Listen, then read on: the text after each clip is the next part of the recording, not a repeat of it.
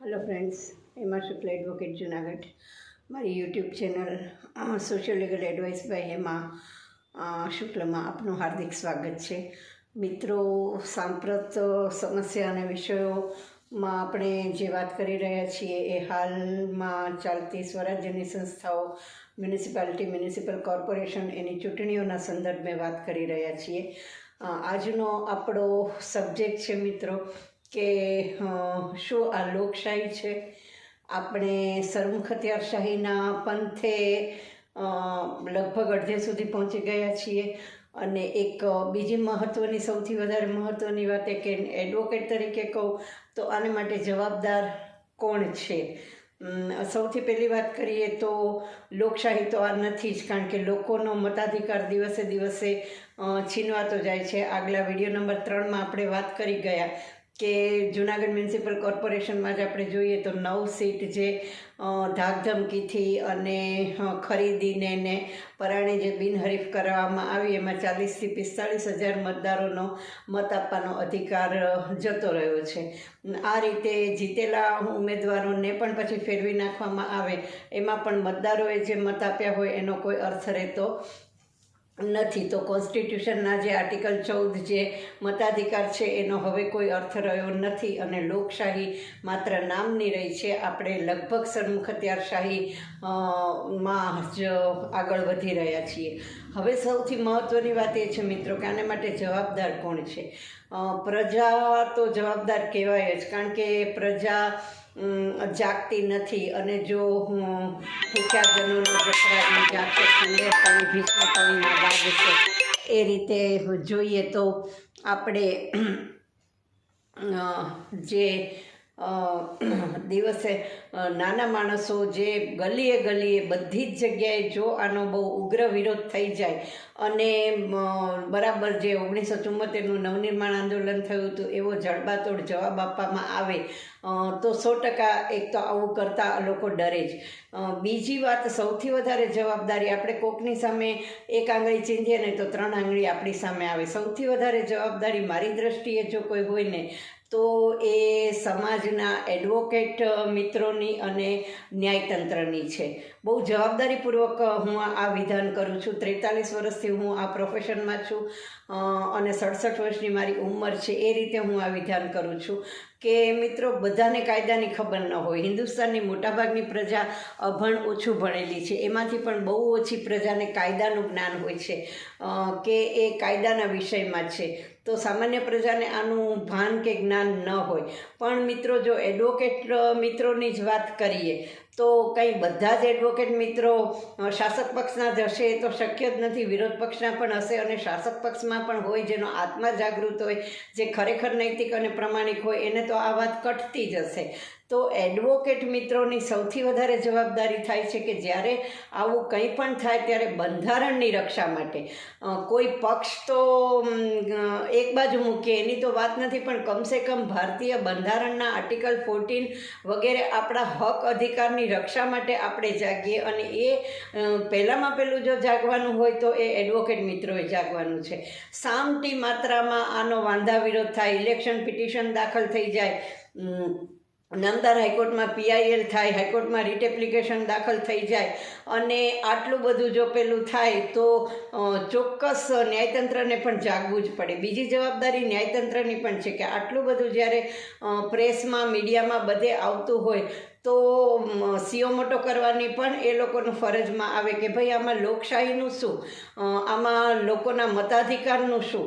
તમને એને જે પસંદ નથી એ ઉમેદવારો તમે આવી રીતે માથે મારતા હો તો ચૂંટણીનો પછી કોઈ અર્થ જ રહેતો નથી ને લોકશાહીનું મહાપર્વ કરીને જે શાસક પક્ષ અને આપણો શાસક જે મોટા મોટા નામાભિધાન કરવા માટે અને બળગા ફૂંકવા માટે ટેવાયેલો છે, આમાં ક્યાં લોકશાહીનું મહાપર્વ કે એ રહ્યું?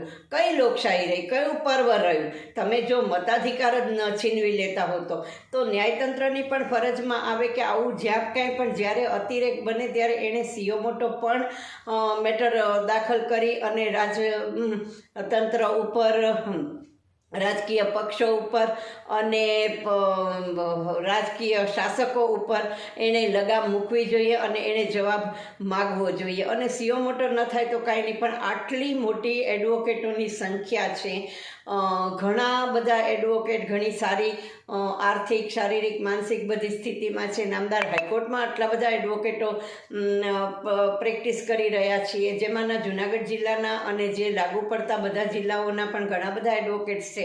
એ લોકોની પણ ફરજમાં આવે કે બહુ મોટે પાયે આની સામે હાઈકોર્ટમાં ઇલેક્શન પિટિશન વગેરે કરે અને આ તંત્ર પાસે જવાબ માગે.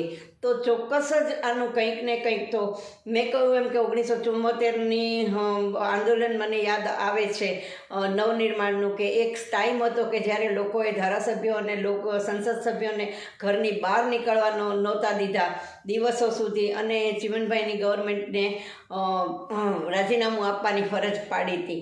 એ સ્પાર્ક હવે રહ્યો નથી અત્યારના કોઈમાં.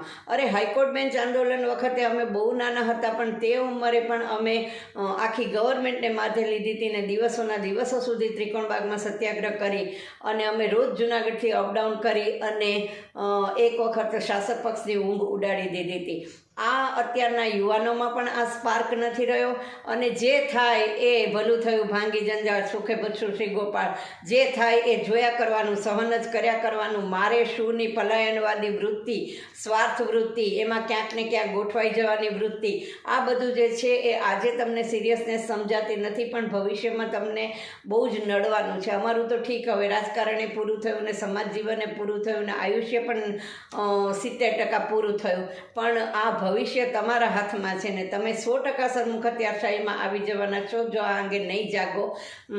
તો આવું બિલકુલ ચલાવી ન લેવાય. આવું તમે સામી છાતીએ લડો. તમે જો પ્યોર જ હો, તમે લોકોના કામ જ કર્યા હોય, તમે લોકો પાસે જઈ શકો એમ હો, તો તમારે આવા કંઈ કાવા દાવાને આવી ભાંજગઢને આવી સોદાબાજીને એ કરવાની જરૂર જ ન પડે. પણ તમે જાણો છો કે એમાં તમે કોઈ સંજોગોમાં ફાવો એમ નથી. પ્રજા તમને કોઈ સંજોગોમાં ઈચ્છતી નથી, માટે તમે આ બધું કરી રહ્યા છો. તો આવે વખતે સૌથી વધારે ફરજ હું એમ માનું છું કે મારા પ્રોફેશનની આવે છે, મારી આવે છે અને ન્યાયતંત્રની આવે છે કે આની સામે તાત્કાલિક લડત ઉપાડવી જોઈએ ને આ જે સોદાબાજી છે એ બંધ કરવી જોઈએ. આવા સોદા કરનારાઓને ઉઘાડા પાડવા જોઈએ. એ લોકો સમાજમાં રહી ન શકે, ઘર કુટુંબમાં રહી ન શકે એવી એની પોઝિશન કરવી જોઈએ.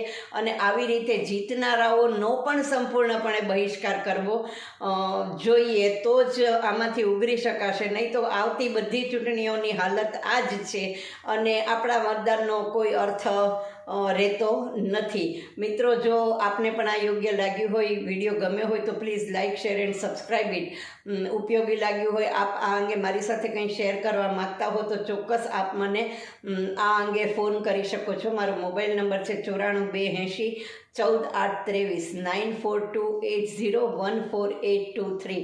મિત્રો, આ વિડીયો સતત 15મી સુધી ચાલુ રહેશે ને આ વિડીયોઝ કરવાનું અને શેર કરવાનું કારણ એ છે કે 75 વર્ષ આપણી આઝાદીને થયા. આઝાદીમાં પણ આપણે વયોવૃદ્ધ થઈ ગયા. આપણે વાનપ્રસ્થાશ્રમ મૂકીને સંન્યાસાશ્રમ તરફ આવ્યા, પણ એ આઝાદીના સંન્યાસાશ્રમને બદલે આપણે લોકશાહીના સંન્યાસાશ્રમ તરફ જઈ રહ્યા છીએ, જેની અમારા જેવા કેટલાકને તો અતિશય દુઃખ અને પીડા છે. અને એને શેર કરવા માટે નો ડાઉટ અમારાથી બનશે એટલું તો બધું જ અમે કરશું, પણ એને આપની સાથે શેર કરવા અને આપને જગાડવા માટે આ વિડીયોઝ ખાસ કરવામાં આવે છે. આપને પણ આવું કંઈ પણ શેર કરવાનું હોય તો પ્લીઝ મારા મોબાઈલ નંબર ઉપર કોન્ટેક કરજો 94 280 14 823.